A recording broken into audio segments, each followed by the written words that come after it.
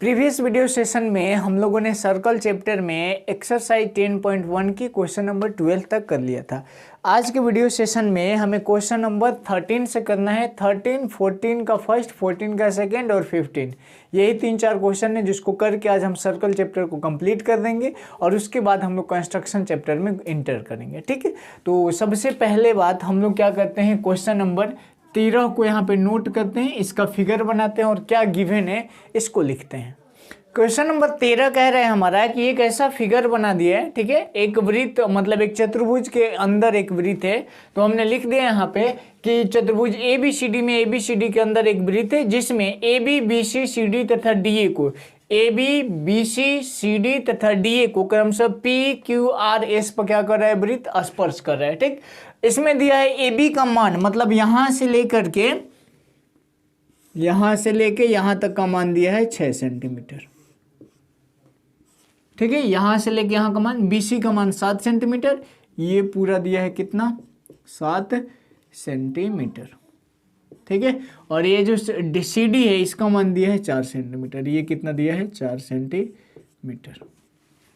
ठीक, तो हमें क्या करना है, इस AD का लंबाई ज्ञात करना है कि क्या होगा। देखिए अब हम क्या करते हैं, एक हम लोगों ने थ्योरम पढ़ा है कि यदि किसी वृत्त पर बाह्य बिंदु से स्पर्श रेखा खींचा जाता है तो वहां पे दोनों स्पर्श रेखाओं की लंबाई आपस में बराबर होती है। उसी स्टेटमेंट को लिखा है कि हम जानते हैं कि किसी वृत्त पर बाह्य बिंदु से खींचे गए स्पर्श रेखाओं की लंबाई समान होती है।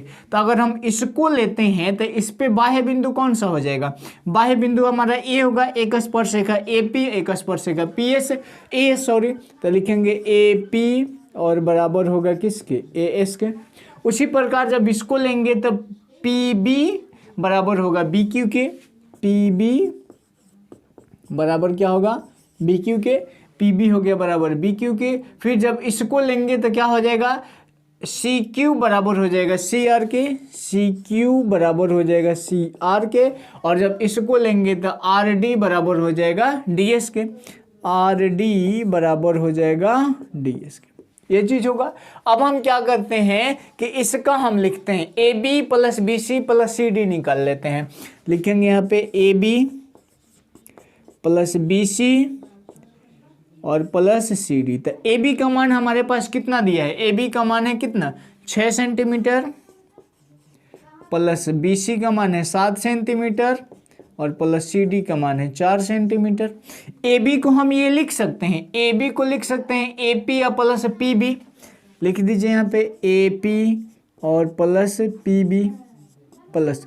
BC को हम क्या लिख सकते हैं, BQ और plus CQ, BQ plus CQ।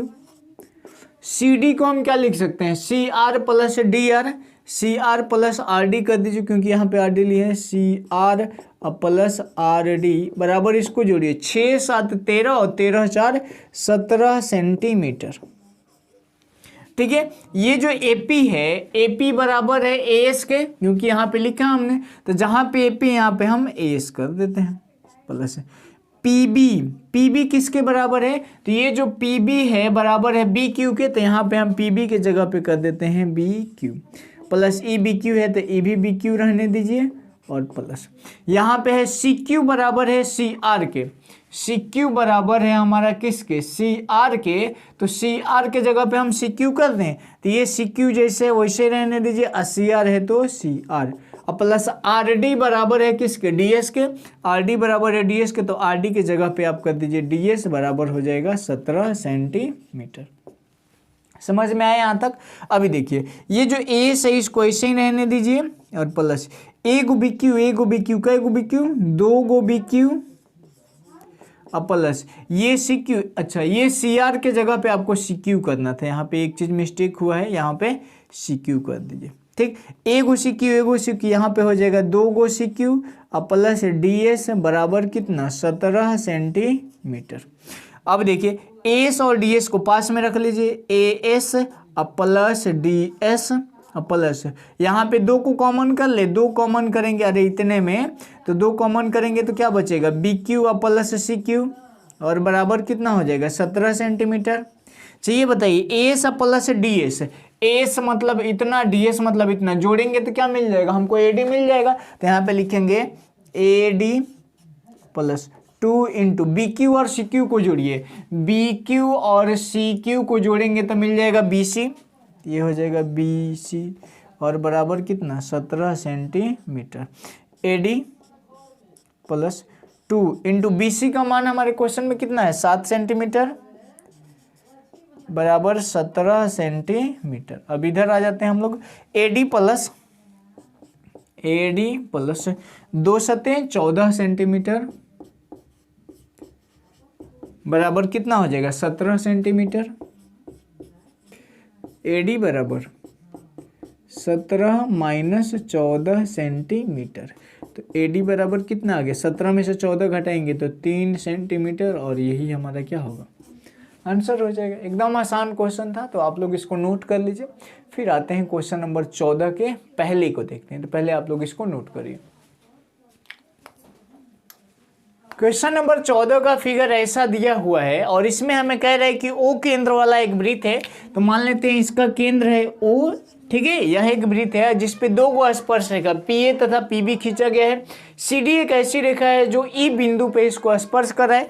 तो हमें क्या कह रहा है कि त्रिभुज पी सी डी का परिमाप निकाल करके दिखाइए क्या होगा। ये चीज हमको फाइंड आउट करना है, तो हमने वही चीज लिख दिया कि वो केंद्र वाला एक वृत्त है जिसके दो स्पर्शरेखा एपी तथा पीबी है। अब पीए का मान दे दिया है 14 सेंटीमीटर। ठीक, हम एक चीज यहाँ पे कर सकते हैं कि हम जानते हैं कि वृत्त के बाह्य बिंदु से खींचे गए स्पर्शरेखाओं की लंबाई आपस में बराबर होती है। दैट्स वाई यहाँ से दो को स्पर्शरेखा हो जाएगा, एक एपी बराबर हो जाएगा पीबी के, मतलब यहाँ पे कर सकते हैं पी ए बराबर होगा पीबी के, और यह कितना दिया है क्वेश्चन में 14 सेंटीमीटर, तो ये हो जाएगा हमारा 14 सेंटीमीटर। 14 सेंटीमीटर कहने का मतलब यहाँ से लेकर के और यहाँ तक का डिस्टेंस, और यहाँ से लेकर के यहाँ तक का डिस्टेंस हो गया हमारा 14 सेंटीमीटर। ठीक, एक और स्पर्शरेखा तो हो सकता है ना जी, ये देखिए तो यहाँ से AC और CE और यहाँ पे DE और BD, ये दोनों स्पर्शरेखा आपस में बराबर होगा, तो लिख देंगे AC बराबर होगा CE के, दूसरा BD बराबर होगा किसके, DE के होगा। लिखेंगे त्रिभुज PCD का परिमाप, त्रिभुज PCD का परिमाप। तो PCD का परिमाप कैसे निकालेंगे, PCD का परिमाप तो PC plus CD plus DP, PC plus CD और प्लस PD कर दें। यहाँ पे हमको कुछ दिया भी है पहला क्वेश्चन में। हाँ चलिए, अब देखिए इसको हम लोग सॉल्व कैसे करेंगे। PC को हम क्या लिख सकते हैं, PC है तो PC को रहने दीजिए और प्लस है, ये जो CD है CD को हम क्या लिख सकते हैं, CE plus ED, CE plus ED कर सकते हैं, अब प्लस PD है तो प्लस PD बराबर, ये PC को ऐसे ही रहने दीजिए। अच्छा ये देखिए तो ये जो PC है, लिखिए PC को ऐसे ही PC और प्लस CE बराबर है किसके, AC के, तो इसको लिख दीजिए CE के जगह पे AC, प्लस ED बराबर है BD को तो BD के बराबर भी कर दीजिए, प्लस PD है तो PD। PC और AC जोड़ेंगे तो क्या होगा, तो PC मतलब ये इतना, AC मतलब इतना, ही मिल के हो जाएगा PA, तो यहाँ पे लिखेंगे PA, प्लस है तो प्लस BD में PD को जोड़ेंगे तो यह मिल जाएगा PB। PA का मान कितना है 14 प्लस PB का मान भी कितना है, यहाँ पे देखिए तो 14 और 14 कितना हो जाएगा 28 सेंटीमीटर, और यही हमारा क्या होगा आंसर हो जाएगा। देखिए एकदम आसान तरीके से। क्वेश्चन नंबर दूसरा देख लीजिए, इसी लेते हुए क्वेश्चन नंबर दूसरा का फिगर भी सेम बनेगा। इसी पे देखिए मैं बता देता हूँ, एक और फिगर कर लेते हैं हम लोग। ऐसा कुछ फिगर है हमारा,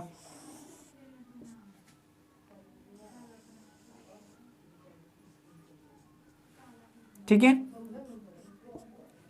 A B और ये हो गया हमारा P, ये C D और ये पॉइंट है E और इसका सेंटर है O। ये चीज दे दिया। अब 2 नंबर क्वेश्चन में कह रहा है कि PA का मान 11 है, मतलब यहां से लेके यहां तक का मान दिया है हमारा 11।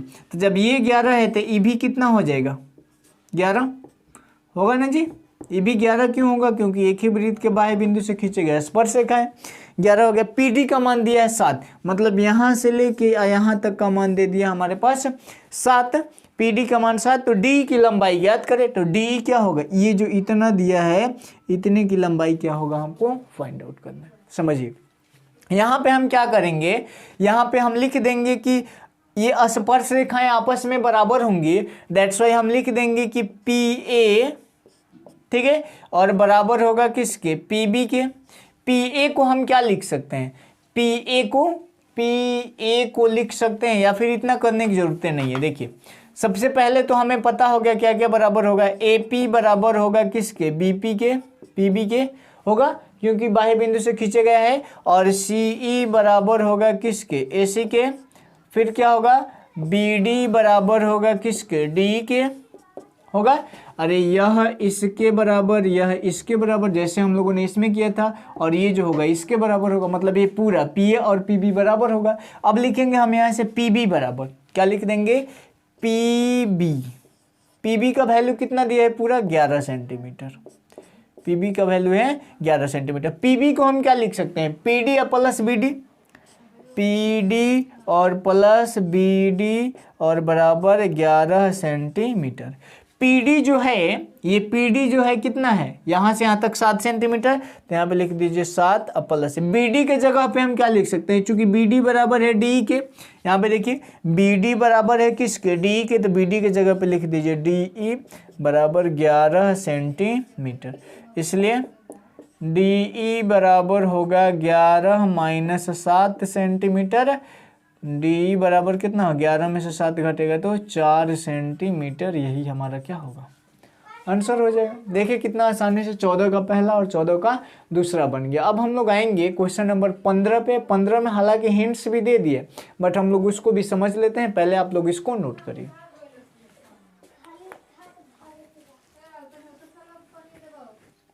क्वेश्चन नंबर 15 हमारा कह रहे हैं कि सिद्ध करे कि दो सकेंद्र वृत्त, सकेंद्र वृत्त मैंने बताया था उन दो वृत्तों को कहा जाता है जिनका एक ही केंद्र होता है। तो यहाँ पे एगो सकेंद्र वृत्त छोटा वाला जिसका केंद्र O, और ये हो गया बड़ा वाला वृत्त, ठीक। तो यहाँ पे लिखेंगे O वृत्त वाले दो सकेंद्र वृत्तों में, ठीक है। यहाँ पे लिखना होगा हमें वाले दो सकेंद्रीय